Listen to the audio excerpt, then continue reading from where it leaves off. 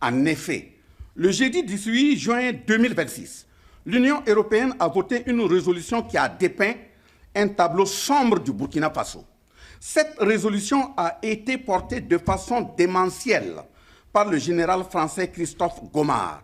Est-il besoin de rappeler que ce sont ces mêmes acteurs, dans le même Parlement européen, qui ont porté l'ignominieuse résolution le 12 mars 2026, exigeant la libération, je cite, immédiate et inconditionnelle de Mohamed Bazoum, fin de citation.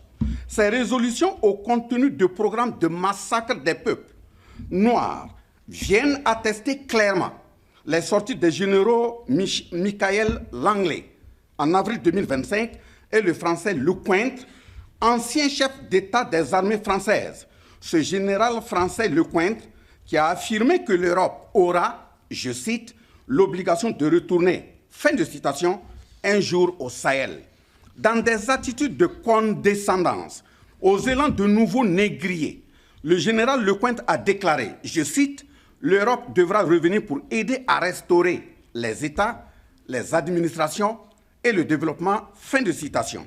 Leur compère général Gomard, accroché à un raisonnement pesant de rêverie, récite que le Burkina Faso est isolé de la communauté internationale, que le pays est suspendu des organisations régionales et internationales, que les libertés fondamentales sont réduites, que la situation sécuritaire s'est aggravée, que le territoire échappe au contrôle de l'État, que les populations ont besoin d'aide humanitaire, que le Burkina Faso sombre dans le chaos.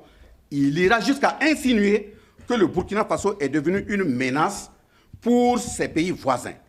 Camarade Premier ministre, lorsque nous constatons que des individus ont été procréés, élevés et dressés pour ne faire rien que du mal, il faut qu'à un moment donné, nous osons rendre le mal par le mal pour que le mal sache que ça fait mal.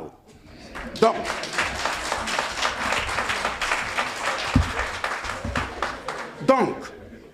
avant ma mise au point, je tiens à renouveler nos sincères reconnaissances aux peuples et leurs dirigeants toujours dotés de décence et du sens de dignité et d'honneur leur permettant de comprendre la lutte de souveraineté au niveau de la Confédération des États du Sahel.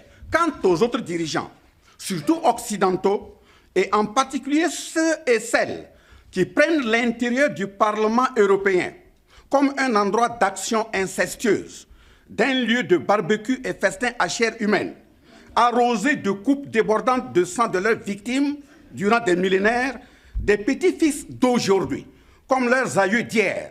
Je rappelle ceci. Pendant 10 longues années, le Mali a vécu dans son âme et une totale désolation sous le regard infantilisant et action de mercénariat dévastatrice des puissances étrangères, la plus grande menace terroriste de son histoire. Les conférences internationales se multipliaient. Les sommets se succédaient. Les théâtralisations appelées opérations militaires étrangères étaient présentées comme indispensables. Les populations sahéliennes continuaient d'enterrer leurs morts, de fuir leurs villages, de voir l'insécurité gagner du terrain. La France et son général Christophe Gomard étaient au centre de ce désastre humain sous des sparadraps appelés Serval, G5 Sahel, Barkhane, etc. Cette France et son général Christophe Gomard voyaient tout, espionnaient tout, coordonnaient tout et pillaient tout. La France, avec la complicité de ses compères occidentaux, ont joué exactement le même jeu macabre de la conférence de 1884 sur le partage de l'Afrique en appliquant exactement le contenu du Code noir de 1685. Elle a joué pleinement son rôle de pays prédateur. Elle a glissé après le Burkina Faso et le Niger dans sa besace. C'est donc pour refuser la continuité de la mort dans l'âme en assistant à l'enterrement continu de la force juvénile à travers les massacres physiques, la désarticulation de nos identités, le pillage organisé de nos ressources que les camarades général d'armée Assimi Goïta, général d'armée Abdourahmane Tiani et le capitaine Ibrahim Traoré, président en exercice de la Confédération des États du Sahel, ont pris la décision historique, le 23 septembre 2023 à Bamako, de créer l'Alliance des États du Sahel, après la Confédération des États du Sahel, le 6 juillet 2024 à Niamey au Niger. Ce choix n'est dirigé contre aucun peuple, mais il marque la fin d'une époque où l'Afrique devait constamment attendre son salut de l'extérieur. La Confédération des États du Sahel est née de cette conviction simple que personne ne viendra défendre nos terres, nos familles et notre dignité mieux que nous-mêmes. Depuis que les armées occidentales d'occupation ont été chassées, les dignifiés qui ont pris le pouvoir dans ces 3 pays ont réorganisé les dispositifs de défense et renforcé les armées nationales. Aujourd'hui, des progrès importants ont été enregistrés. En effet, la capacité de nuisance des terroristes a été considérablement réduite. Une grande partie des territoires a été récupérée. Les populations ont été réinstallées dans plusieurs localités. L'esprit de peur et de résignation a fait place à l'esprit de résistance et de reconquête. Les peuples du Sahel ont cessé d'attendre leur salut d'autrui. Le Burkina Faso, comme les autres pays frères, entretient des relations diplomatiques avec de nombreux États et développe des partenariats diversifiés et productifs qui n'ont rien à voir avec les décennies perdues avec la France. C'est aussi la preuve patente que le monde ne se limite pas à Paris, à Bruxelles et à Washington. Général Christophe Gomar et ses compères, qu'il a pu embarquer, retenez que le Burkina Faso ne revendique aucun privilège. Il exige simplement ce qui est dû à tout peuple libre, le droit de choisir ses alliances, ses orientations politiques et son modèle de développement. Les générations actuelles et futures africaines en général ne réclament pas la confrontation avec le reste du monde. Elles exigent le respect pur et simple de ses choix politiques, économiques, culturels et sécuritaires. Elles ne commandent pas la charité, mais exigent sans complaisance la dignité. Elles ne refusent pas la coopération, mais rejettent formellement la domination. L'histoire retiendra peut-être que le réveil africain du Sahel a été le symbole d'une Afrique décidée à reprendre la maîtrise de son destin.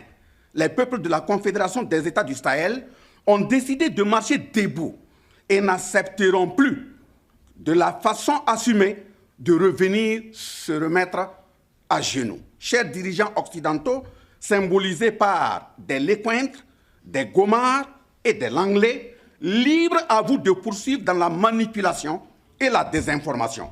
L'Afrique vous voit prêt à redescendre comme dans les années de la traite négrière afin de remplacer les supplétifs de vos armées appelées terroristes en perte de vitesse au Sahel.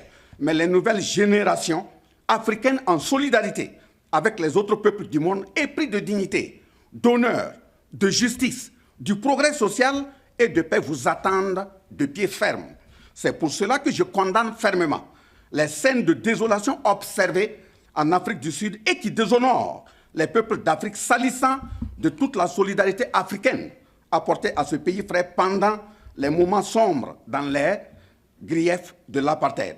Nous adressons notre profonde compassion à l'ensemble des ressortissants meurtris, parce que l'Afrique a besoin de la solidarité entre ses fils et filles et partout dans le monde. Camarades Premier ministre, l'heure n'est plus à l'attentisme, mais au renforcement dans l'organisation, l'unité et l'action des peuples noirs, partout dans le monde, en solidarité avec tout peuple épris de valeurs humaines, car c'est en conjuguant nos efforts, nous démontrerons que notre jeunesse n'est pas seulement l'avenir de la Confédération, elle en est déjà le moteur. Vive la Confédération de l'Alliance des États du Sahel, vive la coopération fraternelle entre nos peuples, que Dieu et les membres de nos ancêtres nous accompagnent, la patrie ou la mort, nous vaincrons. Je vous remercie.